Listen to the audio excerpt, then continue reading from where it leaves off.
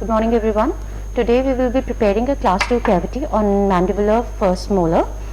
This class 2 cavity will be a conventional class 2 cavity involving the whole occlusal table of mandibular molar along with the mesial surface of the tooth. As you can see on the tooth, the outline form will be the same as on the occlusal surface, will be the same as of your class 1 cavity, and then we will be extending it to the mesial surfaces. When it is extended to the mesial surfaces, as you can appreciate that the mesial and the lingual extension, the buccal and the lingual extension at the mesial part will be just within the embrasure area. I'll prepare the cavity and that will be, then it will be more, you'll be able to understand it more. The same way, firstly we'll be giving a groove on with the round work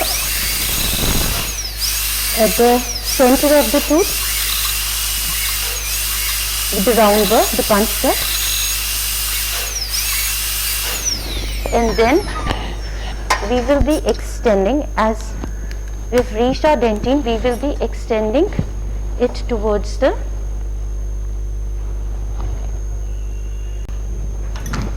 then we will be extending the cavity towards the mesial side first, distal side first. The extension of the cavity should be done in a way that the cavity cutting, the final cavity cutting should be done at the expense of the duodenum.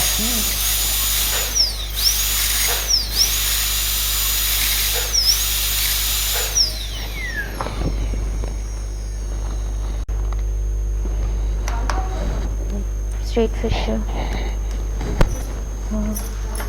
है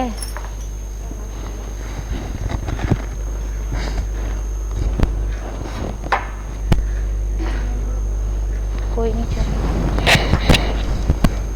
कि pressure भी नहीं लिया. Wait I got it. ठीक है, 2 हैं, कोई नहीं. Thank you.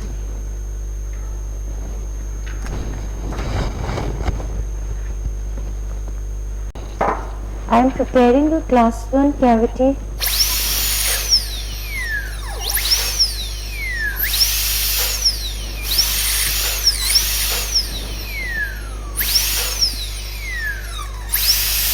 on the molar.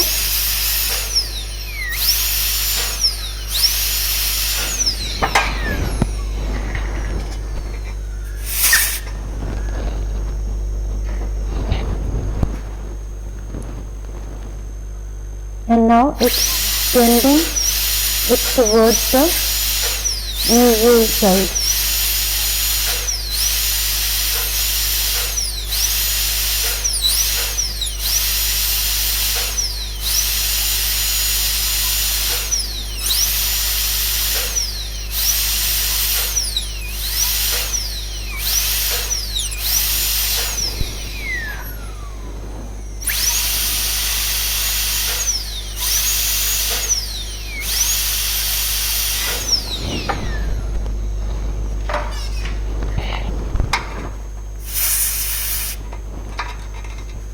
Can appreciate, I have prepared the class 1 cavity, and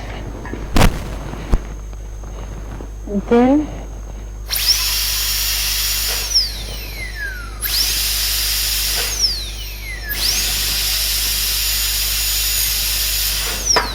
I just left the thin marginal ridge at the mesial side, a very thin marginal ridge at the mesial side. So this,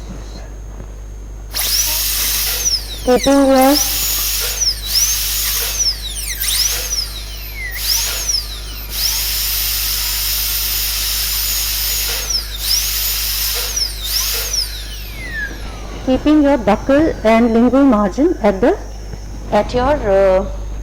keeping your buccal and lingual margin at your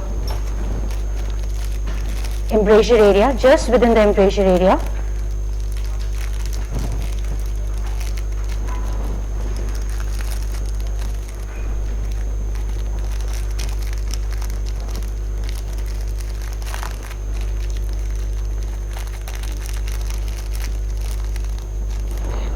Now to actually save your adjacent tooth from cutting, we will be, or from marring, to prepare your class 2 cavity, we will be actually putting a matrix band so that the distal surface of the adjacent tooth should not be touched, and then this going down gingivally at the nasal area.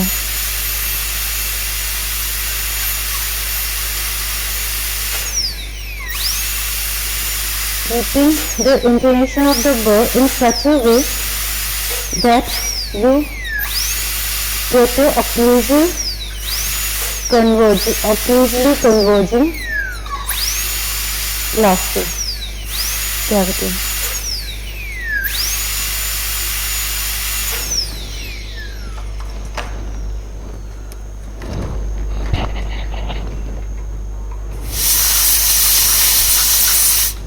Still you can appreciate some unsupported enamel from here, so you can use a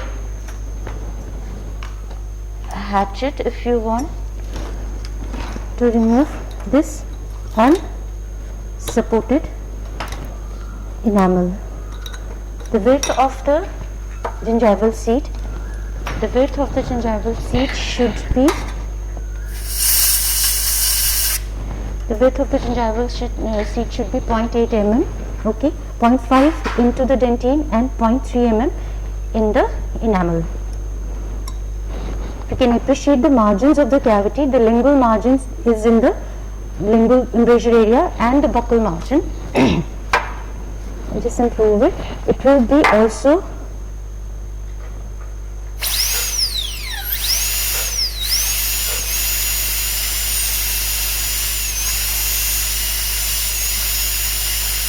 should be in the embrasure area, in your buccal embrasure area.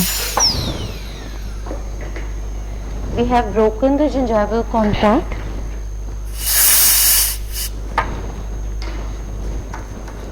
You can appreciate the clearance. That's a 0.5 mm clearance at the gingival margin. Now what we are going to do is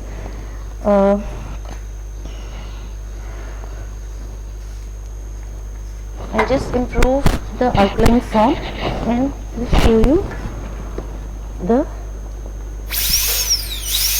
final result. We have to all the line angles and the point angles of the cavity should be defined. Also maxillary. Also you have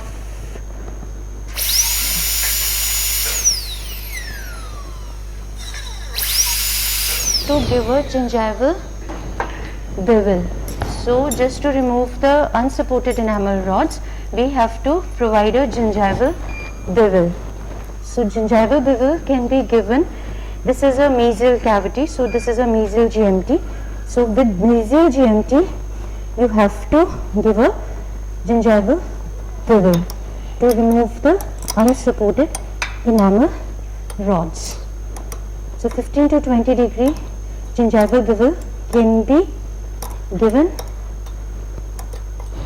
at the gingival cavo surface margin. So this is the MO class 2 cavity for amalgam. The orientation of axial wall should be parallel to the long axis of the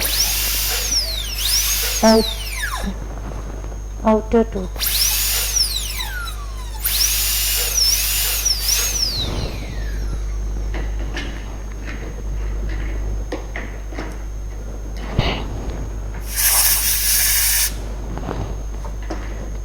Be parallel to the long axis of the outer tooth.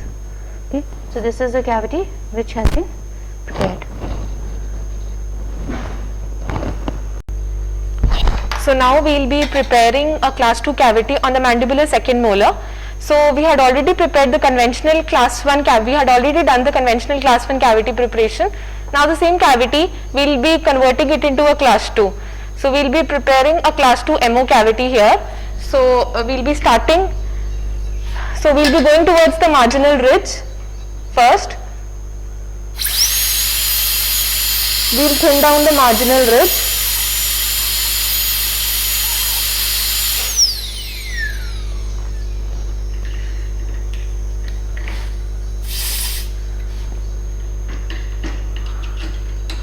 So we will be extending the cavity mesially,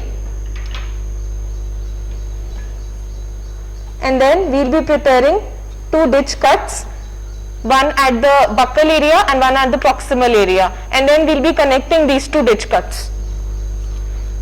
So the ditch cut has to be prepared at the expense of 2/3 of dentine and 1/3 of enamel.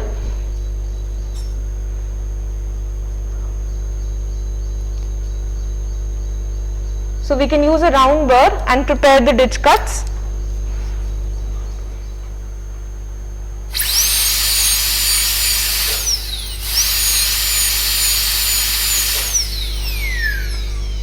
And then we have to join these two.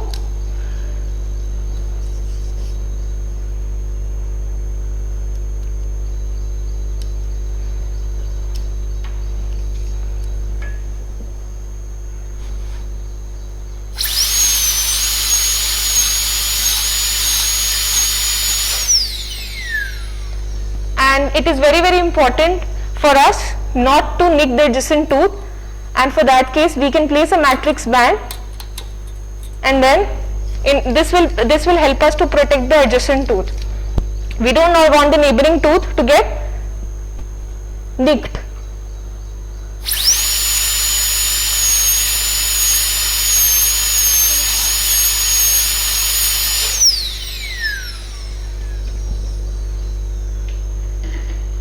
And then we will be using our hand instruments to cleave off all the enamel.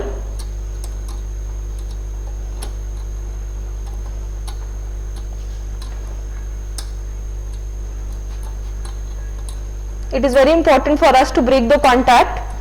The contact has to be broken gingivally, buccally as well as lingually.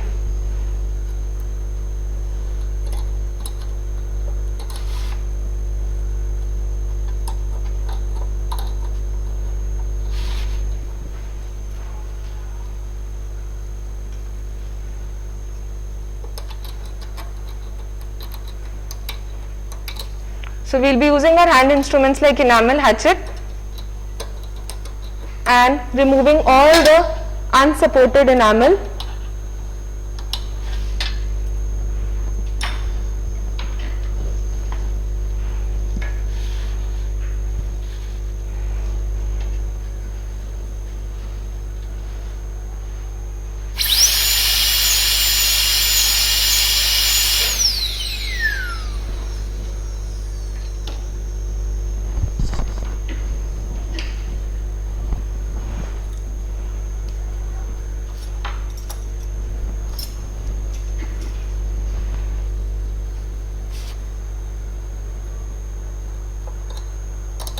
And then use of hand instruments is highly recommended.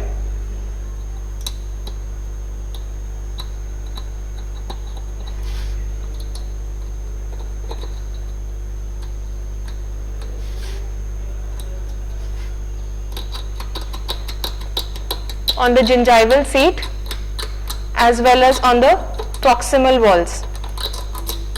All the undermined unsupported enamel will be cleaved off using the hand instruments.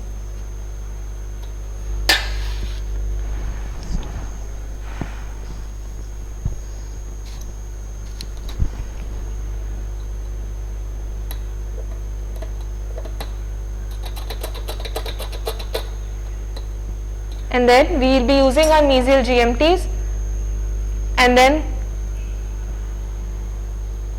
giving a gingival bevel of 15 to 20 degrees on the gingival seat. This is done to remove all the unsupported enamel which is present.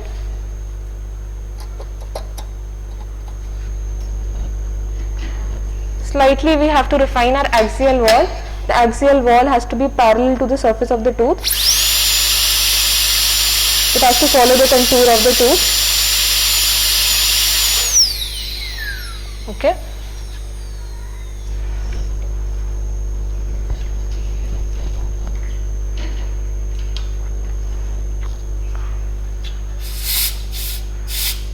Okay, our cavity is almost ready.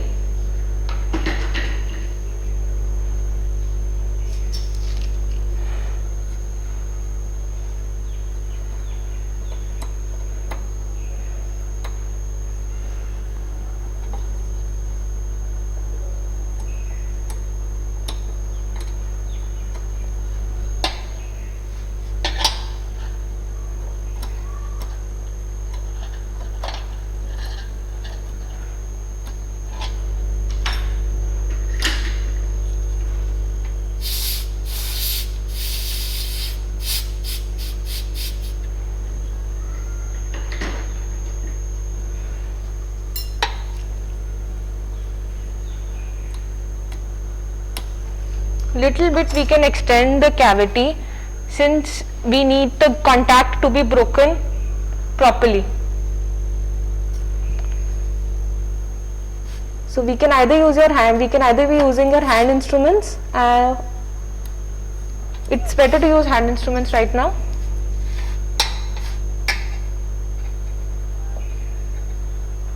So we'll be using our hand instruments on the proximal walls of the class 2 cavity. We have to take care that in the proximal box the margins should be at 90 degree.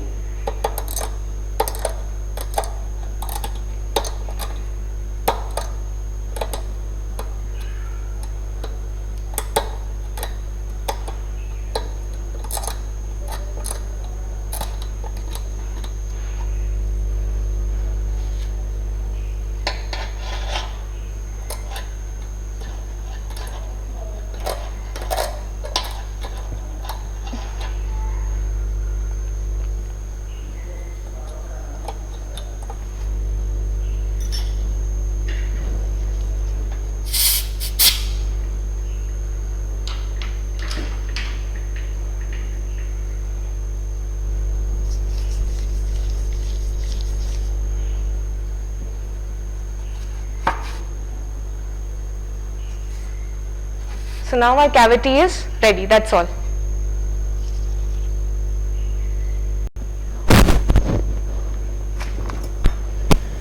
Morning everyone. Today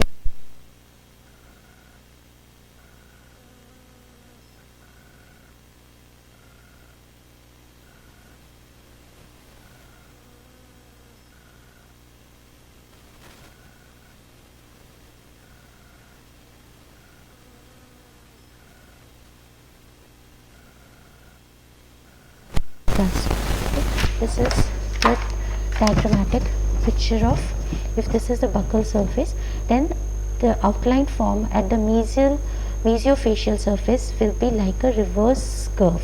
Why it is given? Because we have to preserve, firstly we have to give a 90-degree angle at the cavo surface margin over here, so that to get a better retention form.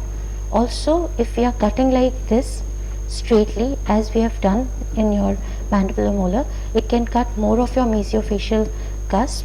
And the thirdly one, it provides with the better aesthetics. If we are giving a margin like this, then just in the embrasure area, the metal show through can actually be very unaesthetic in case of your amalgam.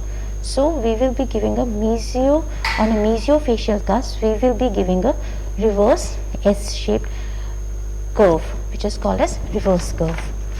So here you can appreciate this reverse S curve.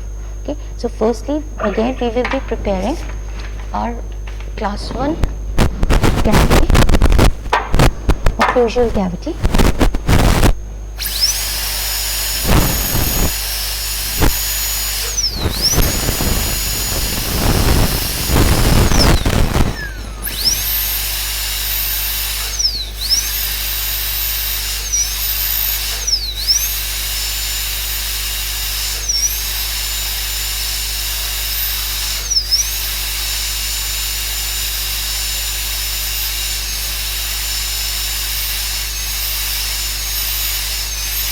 and then extending it nasally.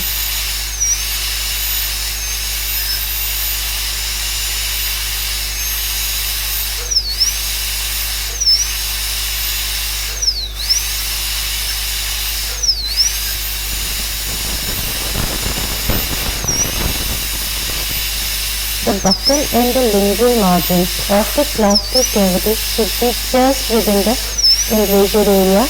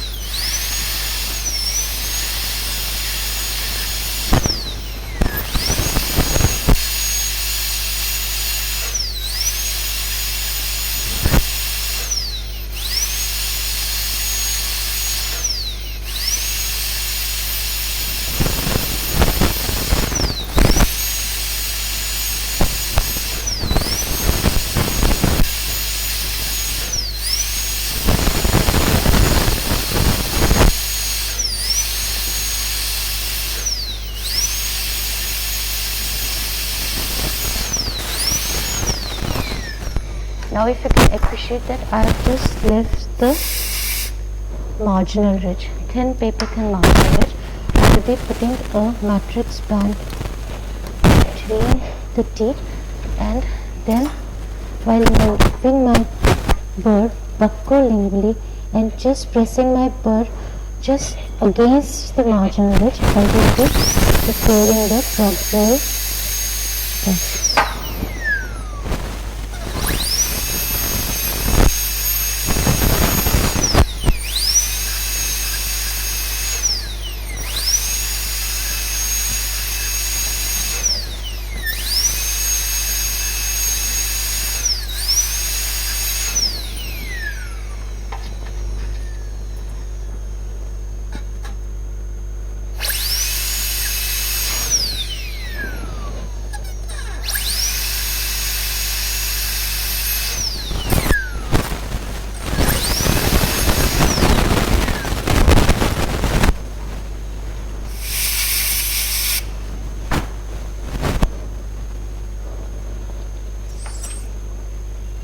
Some unsupported enamel is left, so we can use a hatchet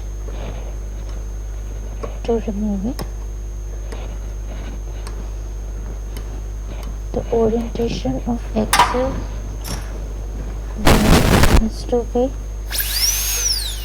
convex or parallel to the long axis of the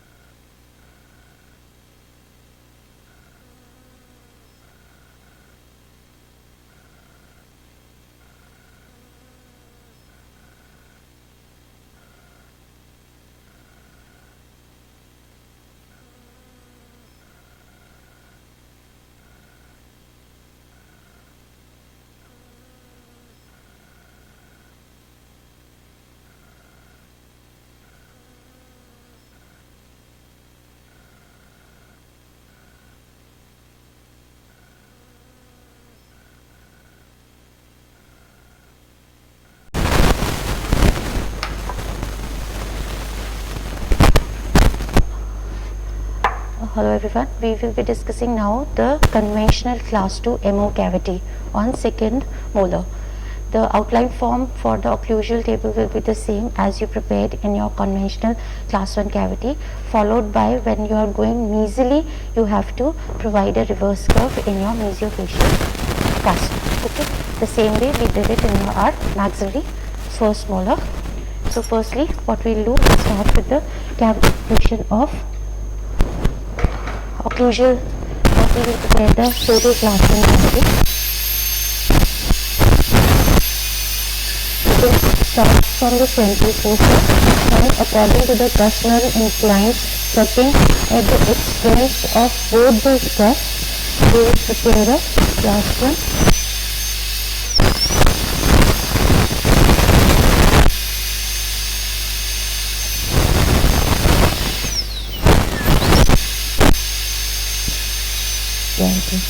The orientation of the rotor should be in such a way that your burr should be parallel to the long. The head of the rotor as well as your burr should be parallel to the long axis of the tooth. It should not be tilted, because if it will be tilted, then there will be overcutting of one of your cusps. So while maintaining the width of the cavity as well, you have to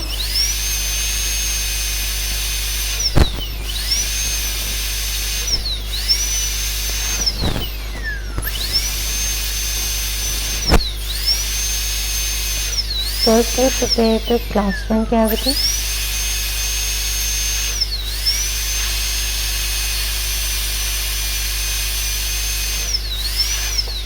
And then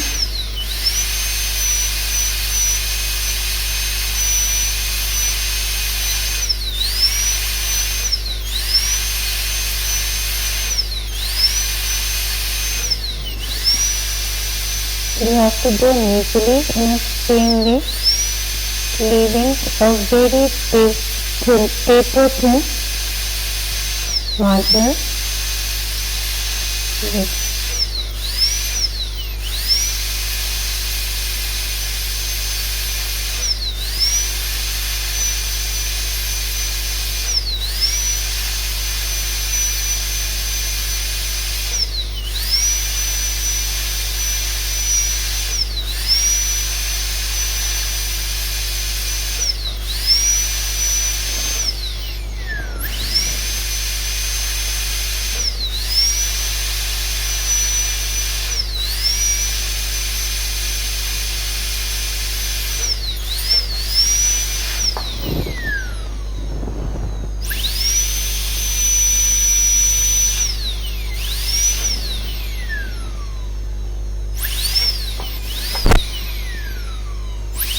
Can appreciate in this, I have prepared the class 1 cavity and I have left just a very thin, paper thin marginal over here. Now just to save the adjacent tooth, I'll put a matrix band so as to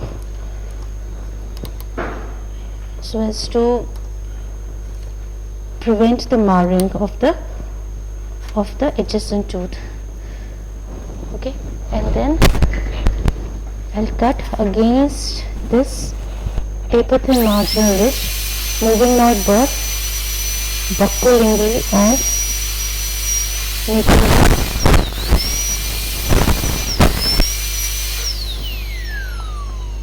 the contact is quite tight, and this is a transparent jaw, so the movement is not possible for the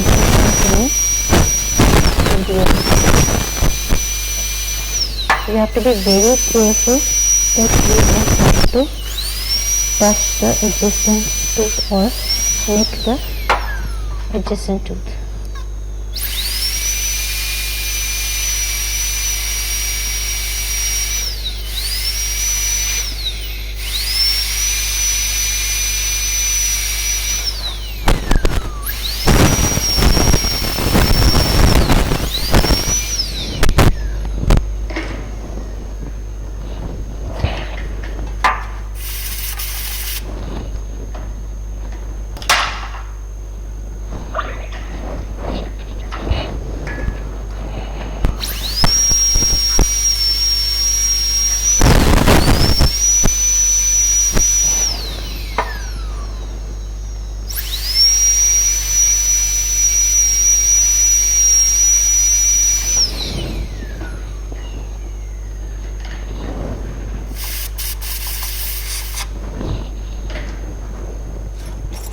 I'll use my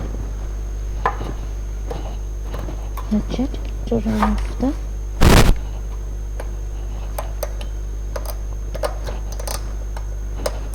unsupported enamel.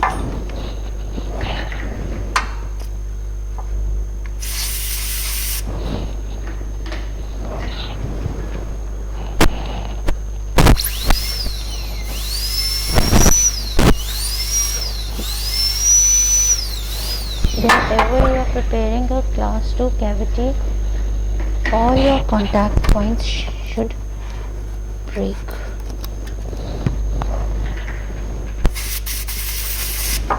So now if you can appreciate, we have broken all our contact points and we got a clearance. As well as buckly as well as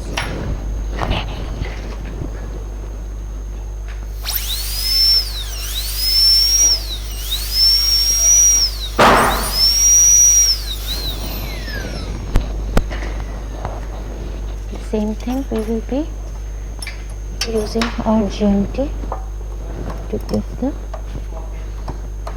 gingival bevel.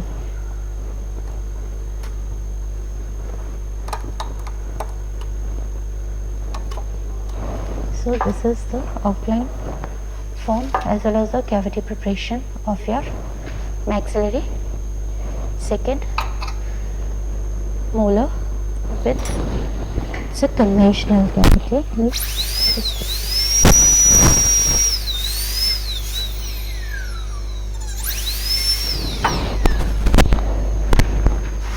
Okay, that's it.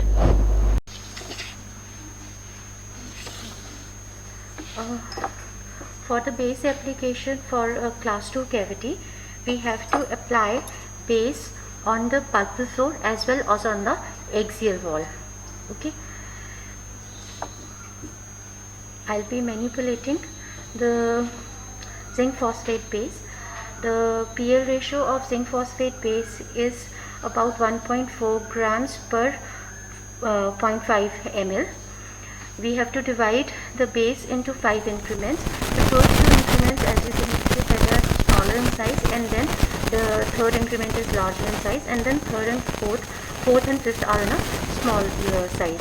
Why we have taken the increments in a smaller size? Because first 2 increments, because we have to incorporate maximum amount of powder into the liquid, so as to get the maximum strength and to reduce the acidity of the initial pH of your zinc phosphate base.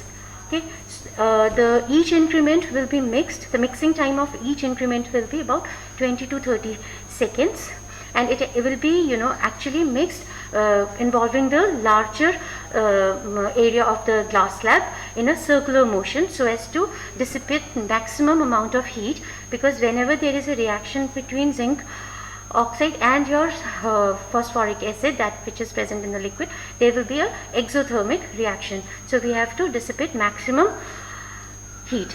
The working time of zinc phosphate base is about 2 to 3 minutes, so we have to be little fast. And to get the proper base consistency, the proper base consistency is the putty consistency. Okay, so I am just actually adding the first increment, spatulating it for 20 to 30 seconds, and then the second increment. The first 2 increments were in the smaller size, and then the third increment.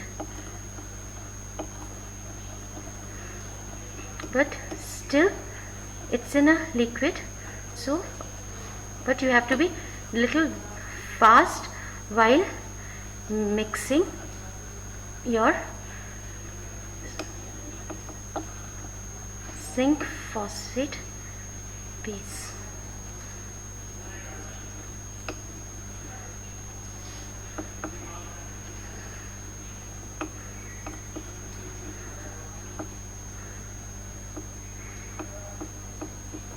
The putty consistency or the ball consistency will be little non-sticky. Okay, now what we will do, I'll just take the base and I will place it at the distal most part. If my instrument is sticking, then what I'll do, I can use my some amount of powder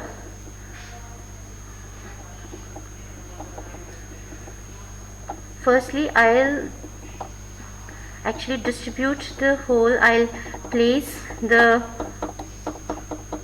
phosphate base, adapt the phosphate base on the pulpal flow, and then I will actually take it towards my axial wall and I will adapt it against the axial wall, as you can appreciate here.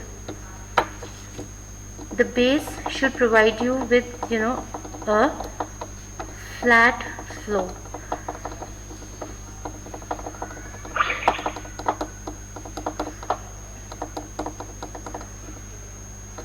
There should not be any base on the gingival seat. The extra base which is on the walls can be removed with your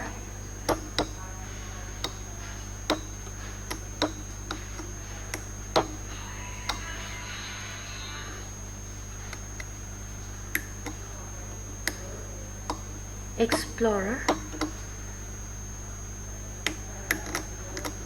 The base should not be applied on the walls, it should be only applied on the internal walls.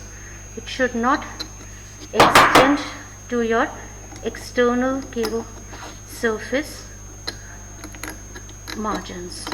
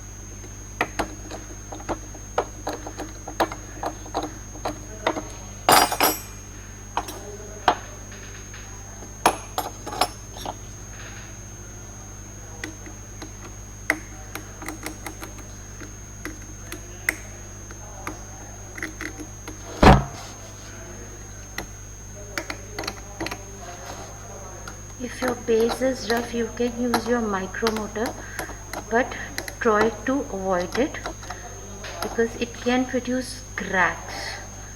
So you have to be very fast adapting it equally on the pulpal floor as on the axial wall.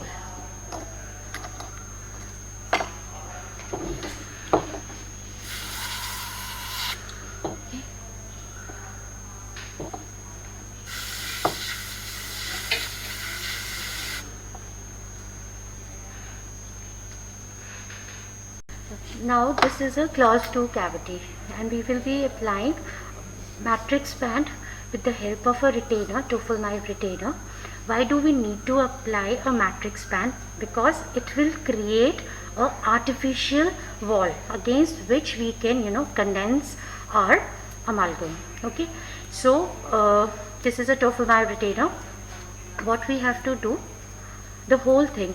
Firstly, I need to tell you what all are the parts of the Toffelmeier retainer. This is the moving vise, this is a large nut and this is a small nut, and this is the matrix number 8 band. Okay, now what we will do, we will first see how much what is the size of the tooth. So accordingly we will see how much bigger loop we want to make. Then we will place this loop into this is a moving vise which is having a slit, okay, over here. So we will be putting this matrix band into this vise, and we will be adjusting in a way that the whole instrument should come in the buccal sulcus, extending outwards. Okay, so it should be, the loop has to be placed in such a way that the whole thing should be, the whole instrument has to be placed in the buccal sulcus, extending outwards. If it would been like this, it would have come on the tongue, as well as have hindered by the anterior teeth. So we have to put it in such a way that the whole thing has to be the buccal sulcus extending outwards. Now the smaller nut, we will tighten the smaller nut. Okay, that will actually tighten this loop. Okay, and then we will place it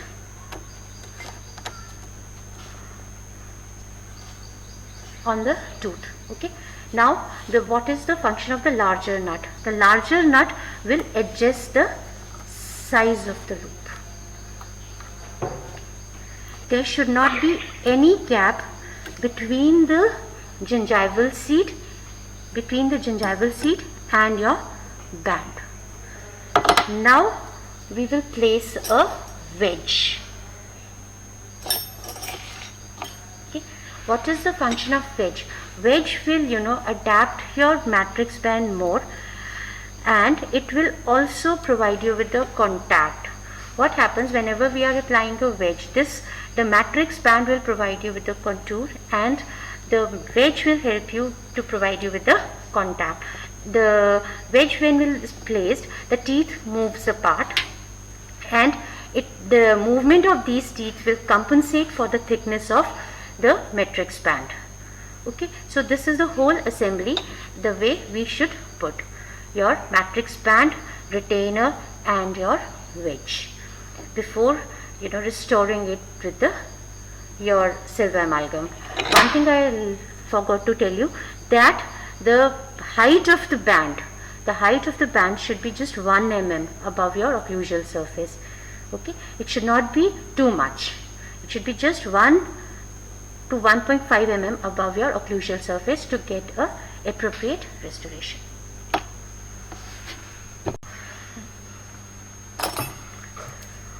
We have to triturate our amalgam alloy powder with mercury, and to get a homogeneous mass of your amalgam. For compaction of your mixed amalgam or the amalgam alloy, you have to first start with whenever you are doing a class 2 cavity, the restoration has to be started from the proximal cavity. Okay, the restoration has to be done in increments. Proper condensation of each increment has to be done to adapt the condensation. The objectives of condensation is to adapt your amalgam to the cavity walls, to the pulpal floor, to the gingival seat, as well as to bring the mercury rich layer onto the surface, so as whenever we are putting the subsequent increment, there will be a cohesion between the previous increment and your subsequent increment.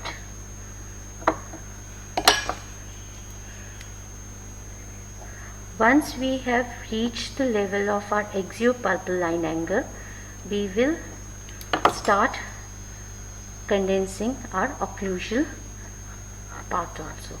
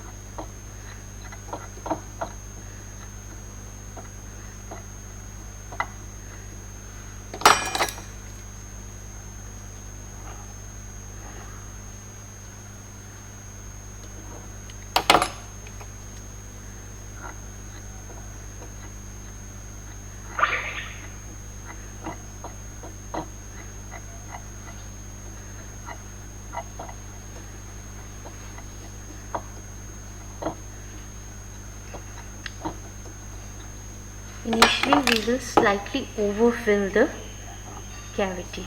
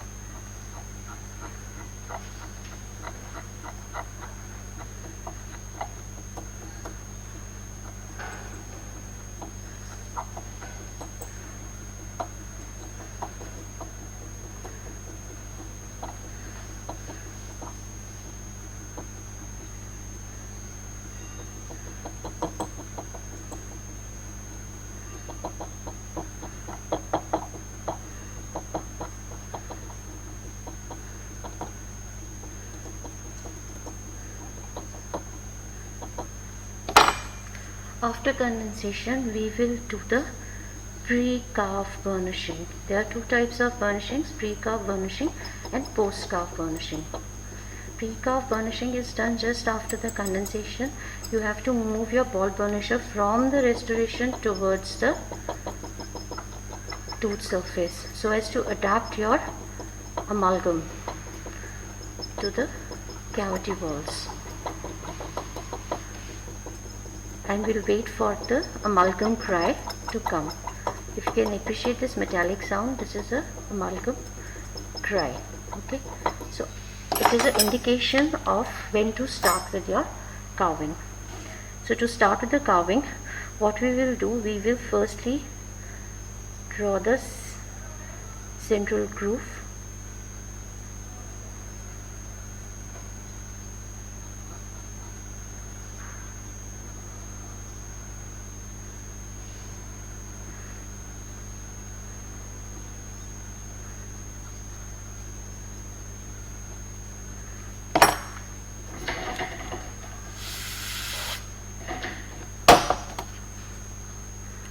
You can use any of your carvers. There are three types of amalgam carvers: hollow bag, warts, and your diamond carver. So I'm using my warts carver, the hole and back carver. The thing is that how the carver should be placed. The carver should be half placed on the restoration and half on the tooth surface, and that also in a inclined way. You have to carve according to the cuspal inclines. They should not be over carving and not even the under carving. If you are having problem in carving, you can always remove your tofilmite band retainer because the initial setting is already done. So you have to just loosen your small nut, and after loosening a small nut, this will just come out. Then you have to remove the band from the area where it has not, we have not prepared the cavity, and then in a very light manner, in a shoe shine manner, occlusally you have to move your matrix band and remove it.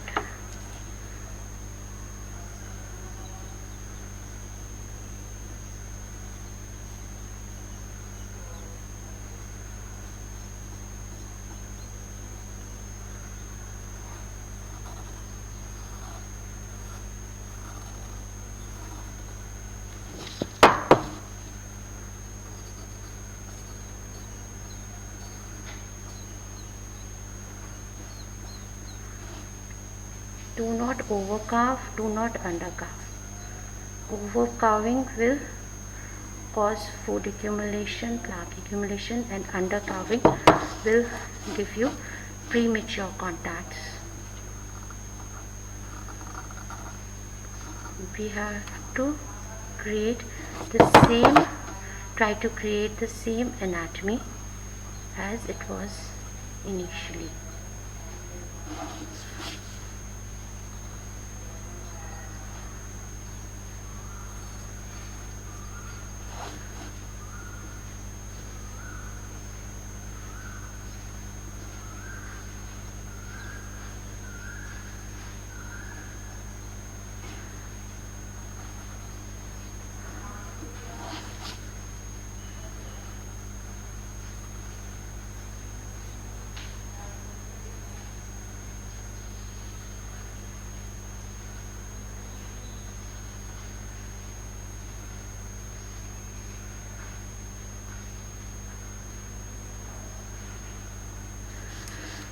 The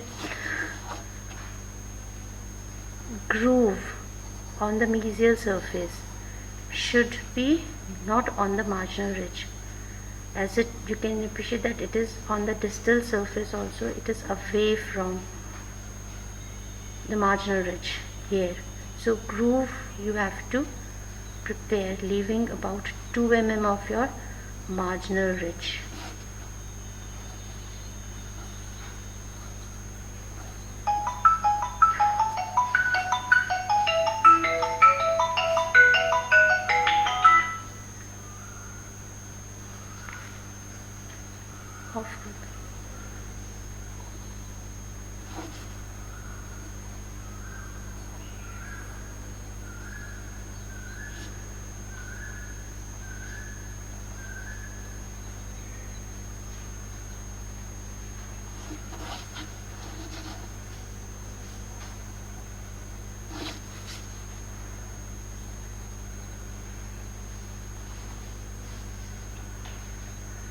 The groove extensions should never be on the marginal ridge. The height of the marginal ridge has to be the same as of your adjacent tooth or the height of the opposing tooth, or you can see the same, like if you are making a mesial cavity, you can see the height of your distal marginal ridge, and accordingly you have to create the same height.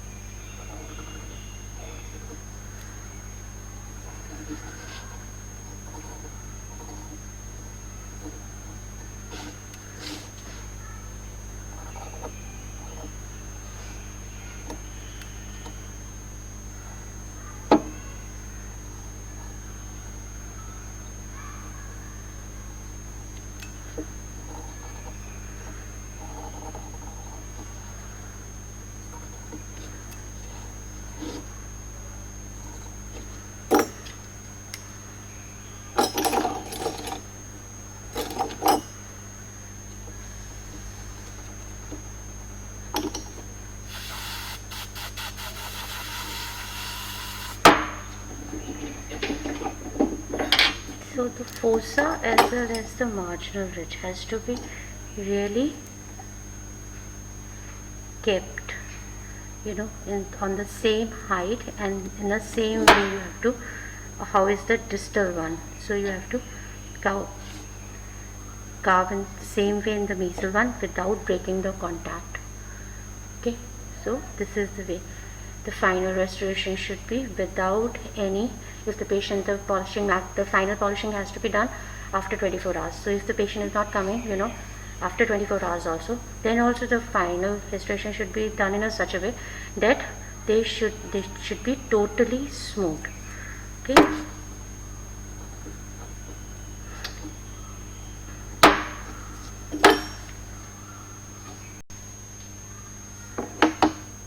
So now we will be doing base application on the maxillary first molar. So we will start with mixing the zinc phosphate cement. So we have to take the powder and the liquid, and the powder we have to divide it into smaller and larger increments.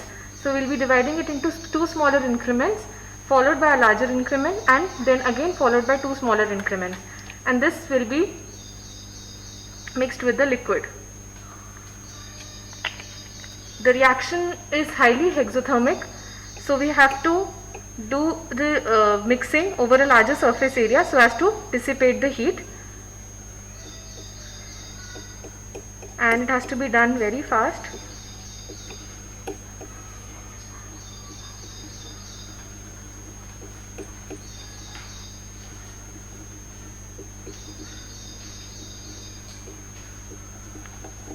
So we need to mix it to a putty or a rolling type of consistency, which can be packed into the cavity.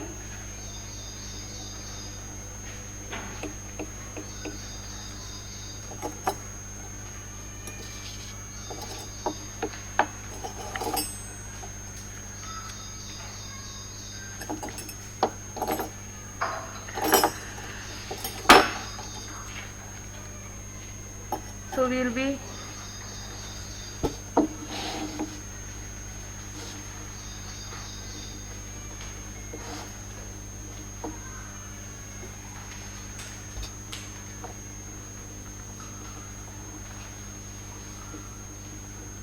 using a plastic carrying instrument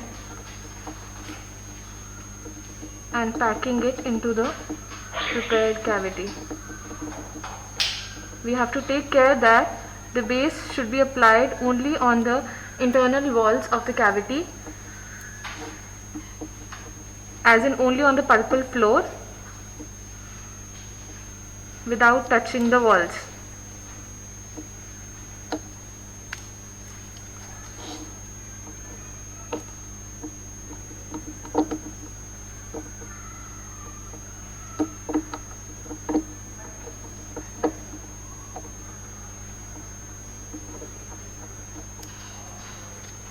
The base has to be 0.5 to 1 mm in thickness,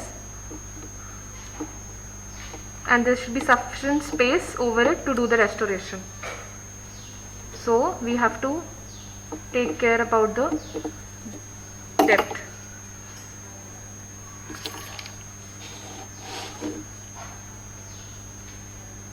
So we can remove the amalgam, the base, whatever is there, from all the walls.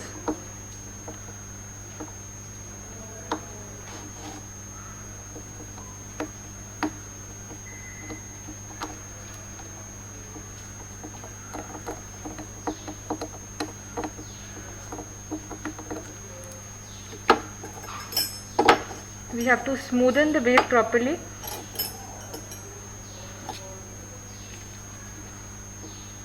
We can even use micro mortar at slow speed, but then it often leads to cracking of the base, so it should be avoided. We can use your hand instruments and then smoothen the base.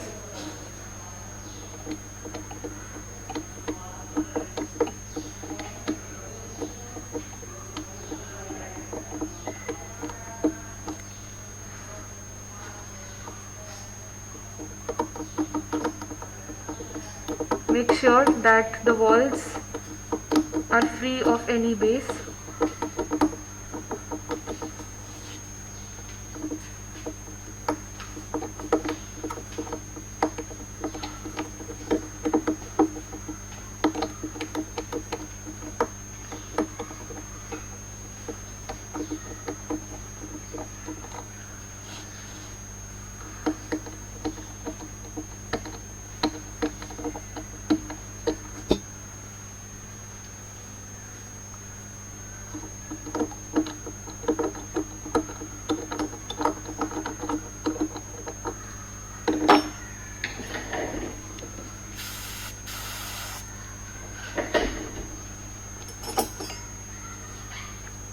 So now our base is only on the floor.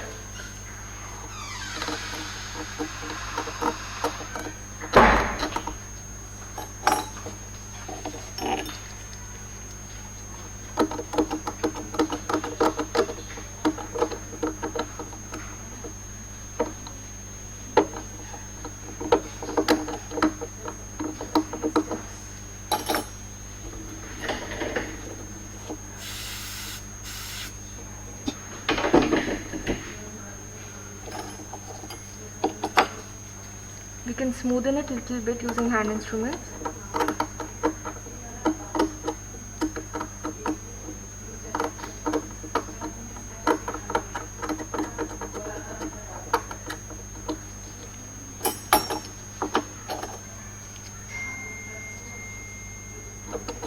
Little bit smoothen it more using hand instruments, and it's almost done.